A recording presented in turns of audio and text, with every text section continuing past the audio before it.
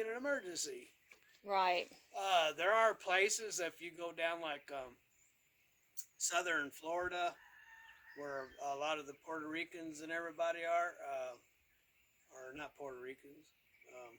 Anyway, but you go down to southern Florida, and a lot of those people still get out and about, and it's nothing to go down there and see people walking around up and down the streets. And it kind of reminds me of the old days when, back in the 60s and 70s, it was nothing to see people outside barbecuing, and you'd walk down the street, people saying hi, hey, you want a hamburger or a beer, and all that kind of stuff. And but today, it's kind of unusual to see people doing that. It's just, we live in a whole different world than the way it was. Well, you're old enough to be AJ's grandfather. You turned 50. You're going to be 60 in July, and AJ is going to be 10 in May. So you turned 50 2 months after your son was born. So you're talking about, your life was very different from AJ's. Yeah, I've had several different lives. Like a cat, 9 lives. Well, and there's even a generational gap between the two of us. I mean, you're 16 years older than I am. We're both July babies. You were born in July of 62, and I was born in July of 78. You had just had your 16th birthday when I was born, so there's a generational gap between us, too. Anyway, Ruthie's a rambling on, and y'all are probably pretty much bored, and... You don't think that it's interesting talking about us?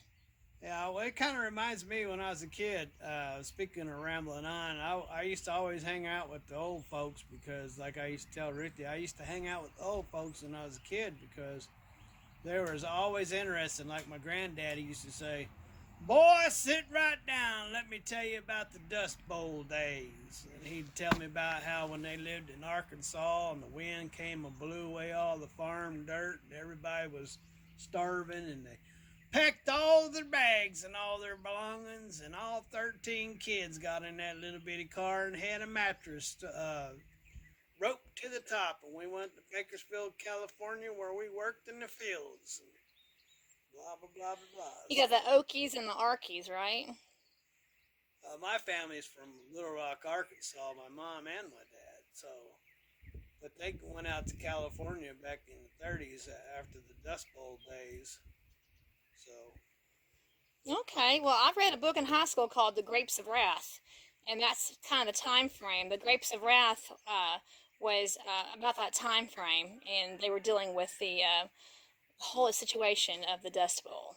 Yeah, so they always had interesting things to talk about, how they roughed it and got out to California, and just because they got to California, their problems wasn't over with. And they lived in tents and lean-tos and stuff, working the fields until they got enough money to find them a little shack. And anyway, so my dad was raised from that, because he was a little boy going through all that. And so when I was growing up, he was making sure you got a kitty trying to get your head. Look at that big old spider on my head there. Oh, you just scared the cat. There's no more spider. What are you doing there, little bitty? Where you going there, boy, Joey? Where you going? All right, well, it's been nice reminiscing with you, Stephen. Yeah, so anyway, I checked the load board, and their rates haven't really changed, and so I'll give it another week or two, and meanwhile, I got plenty of things to do, so. You do. You have a lot to do here, and you're taking advantage of it, so. Yep. All right, well, bid everybody a good day then. Oh, excuse me. I bought a bag of Cadbury eggs, $40 for a little bag about that big. So, I ate about 8 of them. I got heartburn. Woo-wee. Heartburn from Cadbury eggs.